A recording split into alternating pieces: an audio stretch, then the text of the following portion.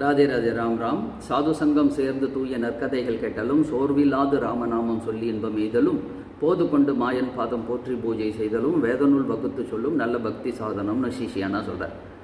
தூய நற்கதைகளை கேட்கறது, ராமநாமத்தை சொல்கிறது, பகவானுடைய திருவடிகளுக்கு பூஜை பண்ணுறதுங்கன்னு 3 ஸ்டெப்ஸ் அவர் வைக்கிறார். பிரகலாதனுடைய நவபக்தி சாதனங்கள்னு பார்த்தோம்னா ஸ்ரவணம், கீர்த்தனம், விஷ்ணுஸ்மரணம், பாதசேவனம், அர்ச்சனம், வந்தனம், தாசம், சக்கியம், ஆத்ம நிவேதனம்னு 9 படிக்கட்டுகளை வைக்கிறார். 2 பேருமே முதல் நிலையில் சொல்கிறது பார்த்தா பகவானுடைய குணங்களை கேட்கறது அப்படிங்கிறது தான். பகவானுடைய குணங்களை கேட்பதற்கு ஒரு மனிதனுக்கு எந்த வயசு தகுதியானதுன்னு பார்த்தோம்னா பிரகலாதனே நம்ம உதாரணமாக எடுத்துக்கலாம். கருவில் இருக்கும்போதே பகவானுடைய குணங்களை கதைகளை அவர் கேட்டார், அதனால் சிறந்த பக்தனாக போனார்னு பார்க்குறோம் இல்லையா. அதே மாதிரி பரீட்சித் மரணிப்பதற்கு முன்னாடி 7 நாட்களுக்கு முன்னாடி இது கதை கேட்டார் இன்டென்சிவாக.